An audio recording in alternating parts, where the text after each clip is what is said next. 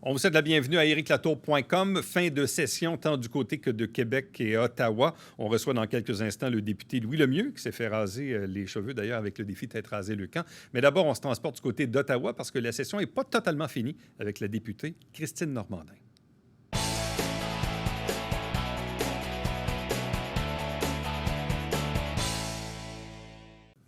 À ce moment-ci de l'année, on fait souvent des bilans de fin de session avec nos députés, tant à Québec qu'à Ottawa. Et là, en plus de ça, avec nos zones jaunes et bientôt vertes, certains députés étaient même autorisés à revenir en studio. Mais malheureusement, elle est encore, bon, peut-être pas séquestrée, mais disons prise à Ottawa, à la Chambre des communes. C'est la députée fédérale Christine Normandin. Bonjour et bienvenue. Bonjour, M. Latour. Bon, qu'est-ce qui reste à faire à Ottawa? Vous n'êtes pas en vacances? Ben non, moi, c'est avec plaisir que je suis séquestrée à Ottawa parce qu'on est sur les derniers milles. Il reste beaucoup de choses à faire, surtout dans un contexte peut-être électoral. Il y a des choses qu'il faut boucler avant que peut-être la session termine, notamment ce qu'on fera aujourd'hui, qui sera notre dernier vote de la journée, parce qu'il y a encore des votes, il y a encore des comités, il y a encore plein de choses, mais il y a encore des votes. Il y a le vote sur le projet de loi de mise en œuvre du budget qu'il faut voter si on veut que les prestations, entre autres, que les gens reçoivent, notamment PCRE et compagnie, soient encore disponibles. Donc, on n'a pas fini le travail encore. Bon, vous avez dit un mot, le mot élection, qui est dans l'air depuis des semaines, voire des mois. On le sait, on a un gouvernement libéral minoritaire. Il y a eu la gestion de la COVID. À certains moments, on pensait que le gouvernement allait vouloir s'auto-saboter pour se déclencher en élection.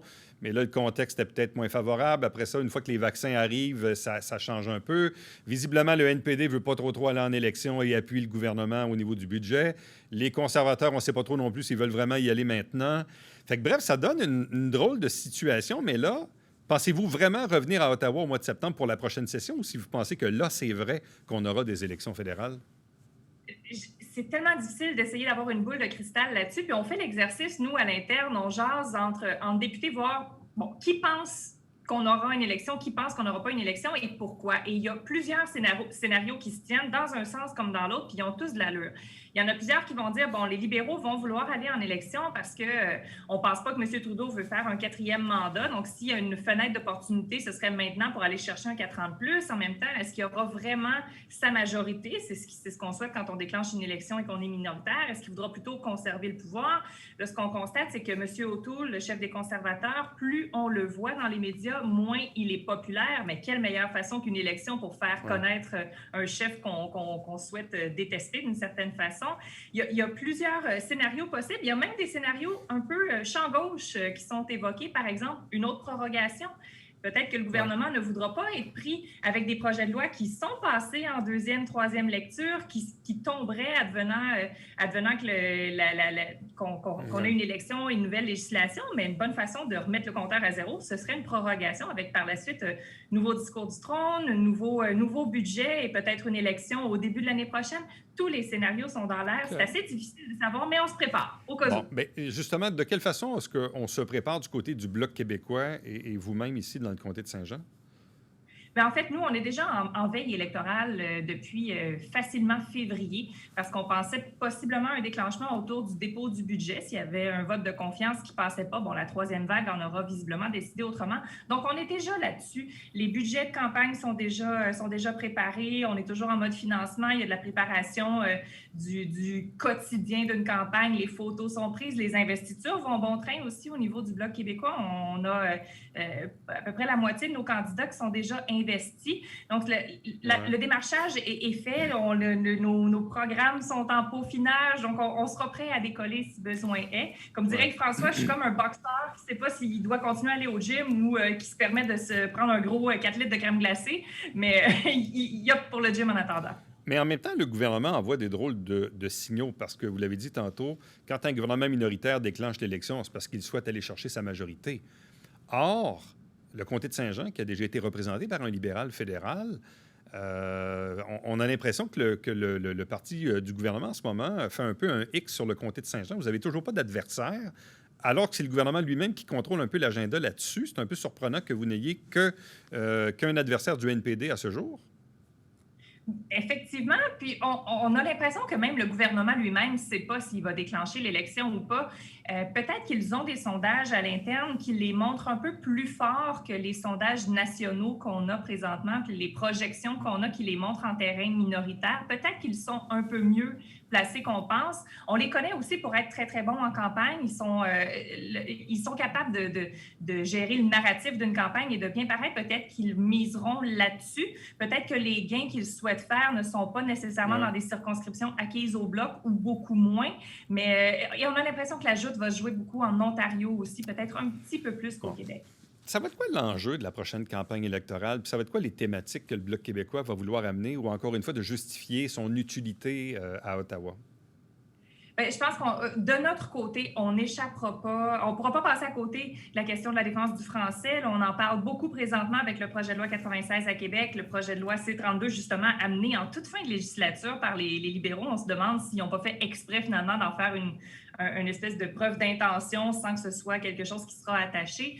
Les transferts en santé, on l'a vu avec la crise, c'était tellement central, tellement au cœur des enjeux et demandé aussi par les provinces. La question des aînés, on a martelé le clou et ça a eu beaucoup d'écho dans nos circonscriptions. Donc, évidemment, ça reviendra, mais tout ce qui sera relance économique aussi, puisqu'on sera en sortie de crise à ce moment-là. Je pense que le bilan de la gestion et comment on va gérer la sortie de crise, ce sera le cœur de la campagne. Bon. Un des enjeux qui touche tous les Canadiens, mais nous surtout parce qu'on a un comté limitrophe avec les États-Unis, c'est la gestion de la frontière.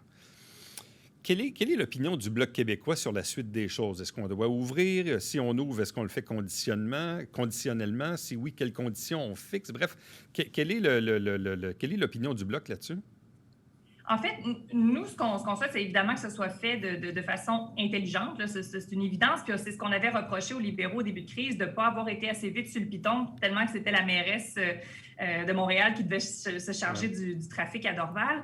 Ce qu'on souhaite, c'est avoir un peu plus de prévisibilité parce qu'on tombe dans la saison touristique et c'est surtout pour nos entreprises touristiques qui ont été vraiment échaudées pendant la crise qu'on voudrait au moins avoir un plan un peu plus avec, par exemple, des dates butoirs ou des objectifs ou qu'on voit un peu plus d'avance parce que là, pour tout ce qu'on sait, c'est qu'autour du 21 juillet, il y aura telle réouverture, mais par la suite, on ne sait pas, par exemple, pour les tourismes à l'international, quelles seront les directives. On n'a pas d'horizon préparé ou quoi que ce soit. Et il y a encore des incohérences. Les familles qui ont des enfants de moins de 12 ans seront imposées l'hôtel. Les personnes qui ont eu la COVID et qui ont eu juste une dose, la même chose. Il y a encore des bouts de fil qui n'ont pas été attachés visiblement. Oui, parce que là, évidemment, le trafic aérien, ça, c'est une chose. Revenir au pays, c'est une autre. Quarantaine ou pas, selon les conditions.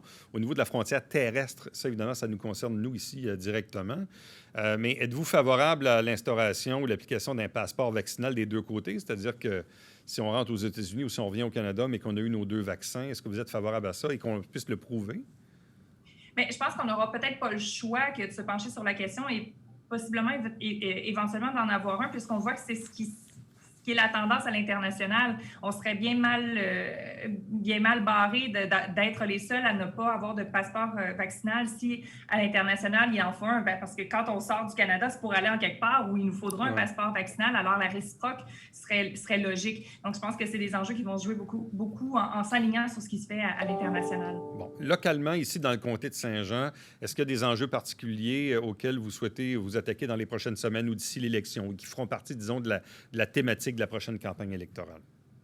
En fait, moi, déjà en juillet, je vais être sur la tournée des emplois Été Canada. On a eu un financement record cette année là, à la hauteur de 1,4 million. Donc, je vais beaucoup faire le tour des entreprises pour voir justement au niveau de la relance quels seront les enjeux. Mais je peux déjà parler de choses qui risquent d'être sans surprise des sujets de campagne. Je pense notamment à la tour de contrôle parce qu'on vient d'avoir une petite pause. Là, finalement, NAFCAN a décidé de ne pas immédiatement fermer la tour, mais est-ce que c'est définitif? J'en doute. Et ce sera un enjeu au niveau du développement de l'aéroport. Il faudra maintenir la pression là-dessus. Tout ce qui est le développement touristique autour de la rivière aussi, on a un magnifique projet avec Allô Richelieu pour lequel, pour certaines parties du projet, il y a du financement fédéral qui est nécessaire. Donc ça fera partie des demandes et des choses qui seront poussées en campagne. D'ailleurs, le 25, on fait la promotion avec d'autres collègues du Richelieu l'accès à la rivière. Il y a le grand splash qui s'en vient le 4 juillet à Saint-Paul-les-Launeaux aussi, donc ça va faire partie. Tout ce qui est gestion de l'offre, on ne passe pas à côté vu qu'on a déposé un projet qui est passé en deuxième lecture. Il y a plusieurs sujets qui seront sur la table. Mais la tour de contrôle, c'était pas réglé, ça? C'est-à-dire qu'on ne la fermait plus tout simplement, ou vous pensez que c'est remis à plus tard?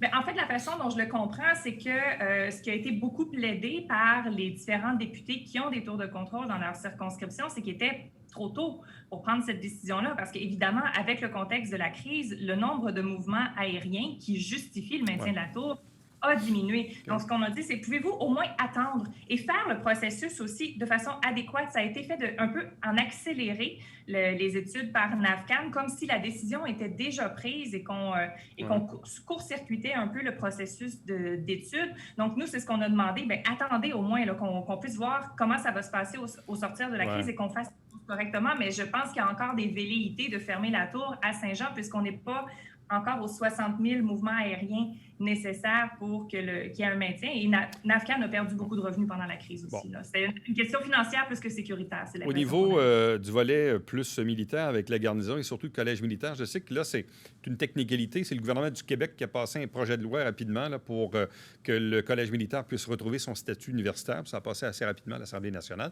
Ça, c'est une bonne chose en soi pour les militaires dans la région et même pour l'avenir du collège.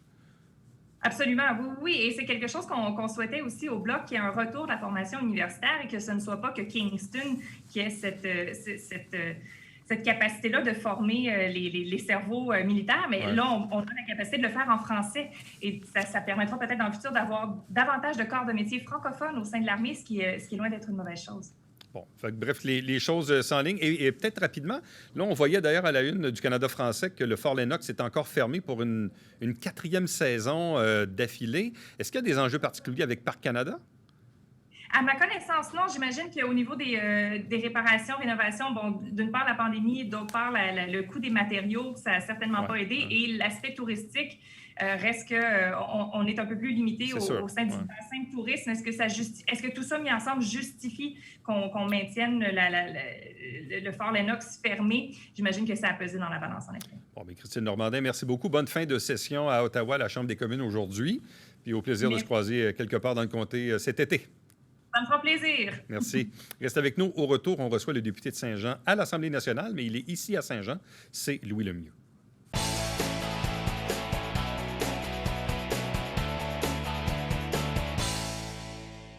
Salut, ici Alexandre Baudouin. Et François Trépanier. François, cette semaine pour la dernière de Sport Express. Notre quintuple médaillé paralympique, Aurélie Rivard, pour un show complet, Alex. Aimes-tu mon hommage à Christian Boudria? Oui, j'adore. Et on se revoit en septembre. Bon été.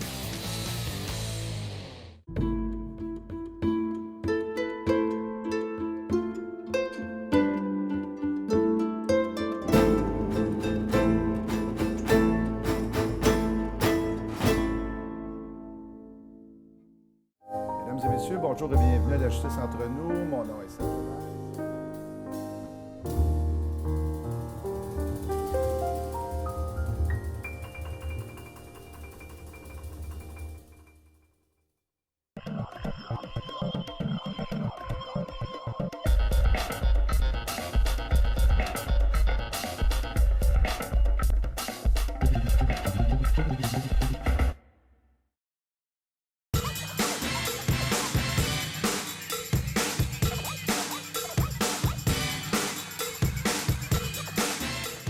Dimanche, 9h30, Télé Bingo, on vous attend.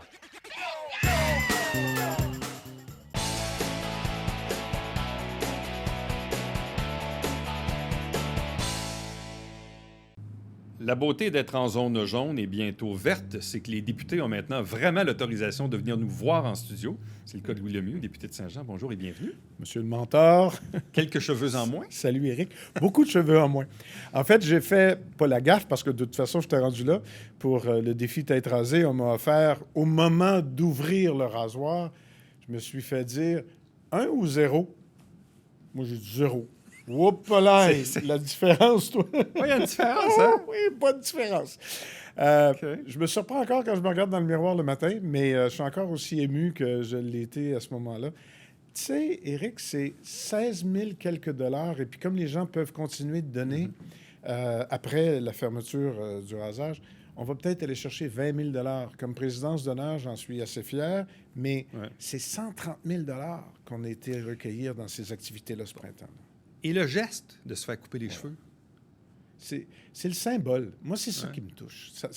Ça vient me chercher à chaque fois parce que je pense à tous ceux... Puis là, il y a les enfants, bien sûr. On parle de Leucan, on parle des filles tête rasée, mais tu sais, j'ai vu ma mère perdre ses cheveux pour son cancer. Et là, c'est comme si je le faisais pour toutes les personnes de ma vie qui ont été victimes du cancer. Il y a une connexion, là. C'est plus grand que nous, ça. Puis les cheveux, c'est tellement pas important. Puis là, ça me permet de porter des beaux chapeaux pour pas brûler le coco. Bien content de ça. Politique, on est en fin de session. Oui. Peut-être à 15 mois des élections, parce que les élections sont maintenant à date fixe au Québec. Pas peut-être, là. Je veux dire, ça prendrait un tremblement de terre pour pas que ce soit le 3 octobre. Je dis pas en fin de gestion de crise, parce que là, on est à la fin de la 3e vague. On ne sait pas trop s'il y a une 4e, puis le variant Delta, puis la 2e dose. Puis bon, là, on sait que là, on va vivre du bon temps dans les prochaines semaines, mais on ne sait pas ce qui nous guette encore en septembre prochain. T'sais. C'est très vrai, ça. Pas plus tard qu'aujourd'hui, en caucus, je ne peux pas vous révéler des secrets de caucus, mais c'est pas que c'est des secrets qu'on nous disait, mais les conversations sont privées.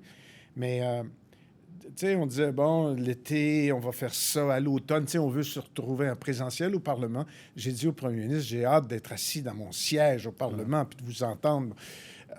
Mais on garde toujours... C'est plus qu'une idée, là. Cette crainte que quelque chose nous pend au bout du nez. Effectivement, variant Delta. Puis le premier ministre le dit encore cette semaine, tu sais, pas plus tard que cette semaine en Angleterre, avec 60 de taux de vaccination. Non, 46 de taux de vaccination première dose. En tout cas, un taux quand même considérable. Ils se sont retrouvés à décupler les cas encore. Là. Ils sont passés de 2000 cas par jour à 10 000 cas par jour au Royaume-Uni. C'est ça, avec là. Le variant Delta. Donc, on ne sait pas personne ce qui nous pend au bout du nez. On contrôle ce qu'on peut contrôler. Puis ce qu'on peut contrôler, c'est de dire on vaccine, puis on fera avec ce qui nous arrive. Si vous aviez à résumer cette session parlementaire qui s'achève aujourd'hui, quel est le bilan que vous tracez? C'est bizarre. Écoutez la période de questions dans son bureau, siéger au nom de 6 autres députés et voter pour tout le monde. Il y a comme une espèce de ben, c'est comme tout le monde a vécu. C'est la drôle d'année que tout le monde a vécu. C'était vrai pour les députés aussi. Un caucus à 75... Maintenant, 76 avant, un caucus avec 75 personnes, t'as beau prendre 2 heures, ça reste une litanie de monologues. Tu sais, c'est plus pareil. Avez-vous déjà donné 100$ à Éric Duhem? Non. Avez-vous l'intention de le faire? Je me suis donné 100$ à ma campagne. Ah, OK. Oui. Et non, qu'est-ce que vous pensez du geste de votre collègue à Iberville, là, qui, s'est fait expulser du caucus de la CAQ parce qu'elle avait donné 100$ au Parti conservateur de Duhem, mais qu'une semaine plus tard, elle est aujourd'hui députée du Parti conservateur du Québec? C'est triste. Vous la connaissez, je veux dire? Je la connais très bien. Je peux même dire que c'était probablement, quand je suis arrivé à Québec, ma seule amie en termes de connaissances avant de retrouver le reste du caucus puis les autres parlementaires. On avait une relation qui était plus personnelle que professionnelle, parce que c'est vrai que, puis je dis pas ça parce qu'elle est partie, là, mais c'est vrai que sur le fond des choses, on n'était pas toujours à la même place, puis on voyait pas toujours les choses du même angle. C'était la même réalité pour elle puis pour moi, mais l'angle était différent. Mais personnellement, c'était... Écoute, elle m'a appelé le lendemain de son opération grave au cerveau, il y a quelques mois, par FaceTime, le lendemain. Puis on s'est parlé presque tous les jours depuis. Mais je ne peux pas dire que je ne suis pas surpris. Je suis surpris qu'elle soit traversée chez le Parti conservateur. Je pense que c'est une drôle, une bête de sortie qui est triste et qui est désolante. Mais de son éloignement de la chose politique, elle avait déjà dit il y a 2 ans qu'elle ne se représenterait pas. Elle nous a dit en entrevue lundi 2-3 choses. Elle a dit oui, c'est vrai, c'est connu. J'ai été déçu de ne pas avoir été nommé ministre. Bon.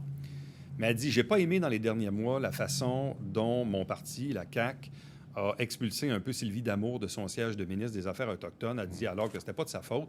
Puis elle dit au caucus, on me trouvait tannante avec les érablières dans mon comté, puis je me suis fait dire à un moment donné de me la fermer. Elle n'est pas toute seule à avoir des érablières dans son comté. Je veux bien croire qu'à Mont-Saint-Grégoire, on est la capitale québécoise. Ouais. Mais à la Prairie, pas à la Prairie, aux Plaines, il y en a en masse. Il y a plein de députés qui ont parlé des érablières. L'idée, c'est d'en parler, c'est une chose, mais de travailler pour que la situation trouve une issue, c'en est une autre. Je ne dis pas qu'elle a mal travaillé. Puis si elle trouvait tannante, je peux comprendre, on va le dire comme ça. Mais de traverser Tu sais, ça fait l'histoire. Elle traverse chez les conservateurs. Là, OK? Dans le contexte dans lequel on est, là, ça fait l'histoire, dans le sens qu'elle donne les clés du Parlement. Ben, ça donne de la visibilité à Duhem. Ah, c'est plus que de la visibilité. Là. Elle lui donne un statut, elle lui donne droit de cité. Bon.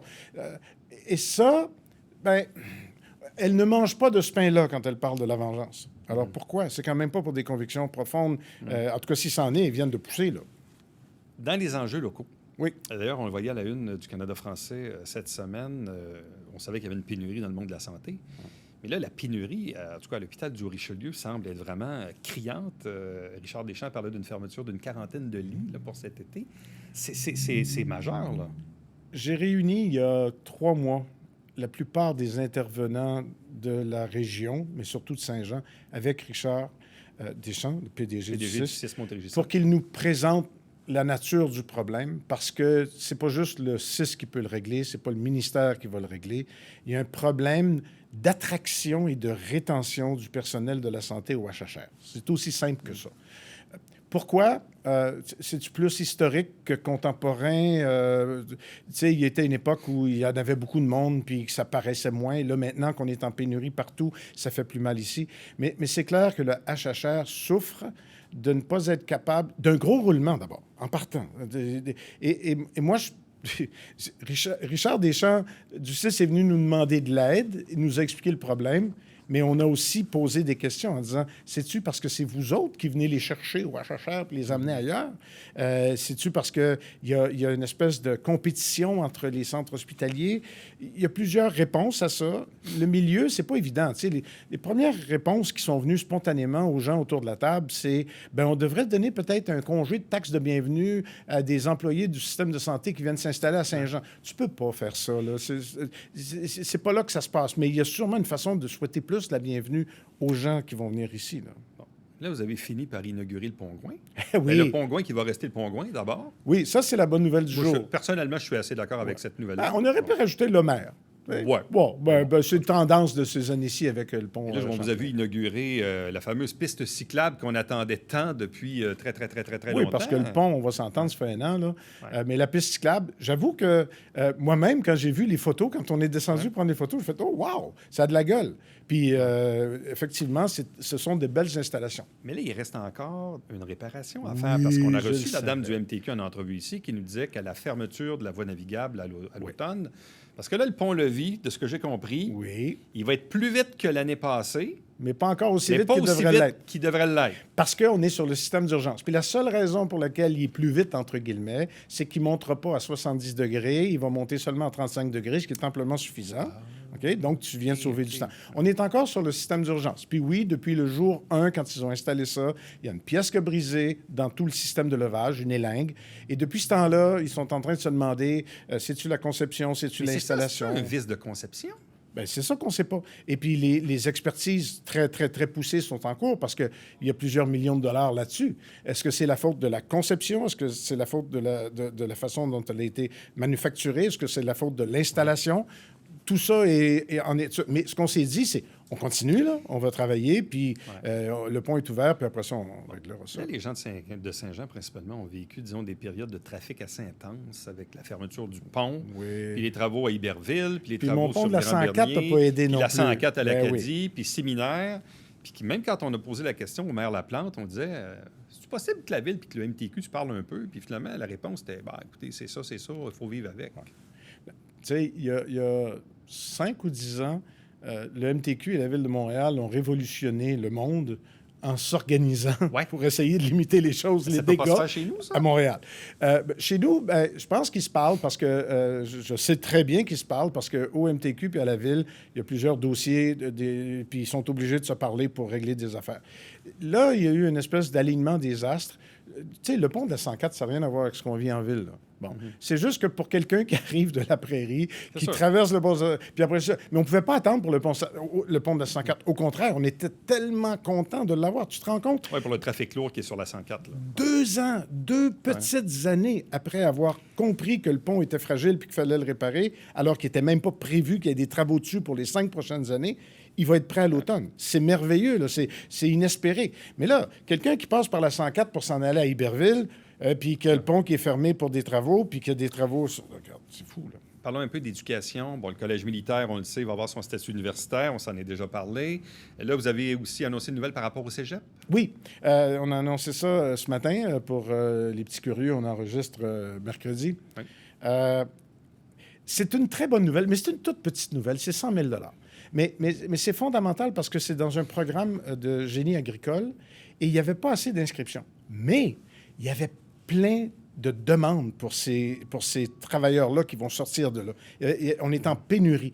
Alors, le cégep ne pouvait pas offrir le cours sans perdre d'argent, puis le cégep ne peut pas jouer à perdre de l'argent. Donc, on vient combler le manque à gagner pour être capable d'avoir le cours, même si la cohorte est trop petite. Parlant de cégep, le projet d'agrandissement, Oui. ça va se faire ou pas? Moi, je pense que ça va se faire, mais là, on parle d'un énorme projet. On signe pas ça sur le coin d'une table. J'ai déjà commencé à en parler avec la ministre McCann, responsable de l'enseignement supérieur. Elle est très ouverte. Mais tu sais, c'est un processus. Il a fallu comme... Le ministère savait, en accordant au cégep un droit d'avoir 3300 étudiants plutôt que 2850, c'était automatique qu'il faudrait qu'il y ait de l'argent qui suive pour la place que ça prend. Puis là, ceux qui veulent une école secondaire de plus, puis une école primaire de plus à Saint-Luc, là. Là, tu viens de trouver mon point faible. Là. Parce qu'on a eu le PQI en éducation qui a été annoncé la semaine dernière et on n'est pas dedans. Et moi, ce qui me fait le plus de peine là-dedans pour l'instant, à court terme, c'est le centre de formation professionnelle parce que c'est là que le bas blesse le plus. Parce que les locaux sont à la polyvalente pour le professionnel sont rendus très difficiles, très serrés. La polyvalente en a besoin pour du secondaire. Et puis, bon, c'est un beau projet quand même de réunir tout ce qu'il y a d'adultes. Moi, je trouvais ça brillant. Puis ça va être encore brillant quand on va réussir à le faire. Là. Il nous reste 30 secondes, même si on a déjà défoncé. Oui, on en a fait beaucoup. Le REM, parce qu'on a parlé avec Roberge de Chambly lundi. Là, c'est quoi les alternatives là, au fait que le REM ne viendra pas à la 1035? Ça a-t-il bougé? On refait les bretelles de la 1030 et de la 1035 en double. On refait une voie réservée, une vraie de vraie, troisième voie réservée au centre pour vraiment qu'il y ait de la fluidité puis que la vitesse soit permise. Puis surtout, dès cet été, on va terminer l'accotement pour le bus en direction Montréal qu'on n'avait pas. On l'avait direction Saint-Jean, mais on n'avait pas direction Montréal.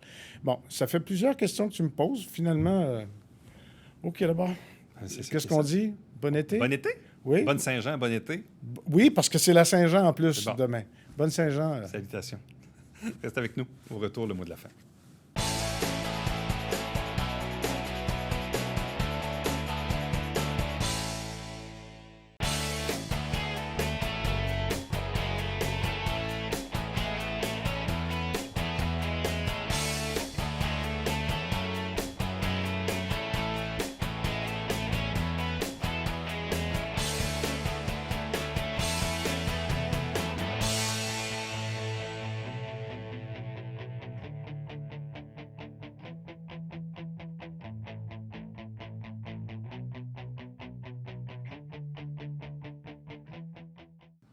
Un gros bravo à la Banque nationale de la région qui vient de verser un don de 125 000 $ à la Fondation Santé au Richelieu-Rouville. Sachez que cette fondation-là, évidemment, est toujours active, toujours des activités. On recherche toujours des sous, évidemment, pour les nombreux projets. Allez faire un tour sur fondationsanté.com pour les détails. À demain.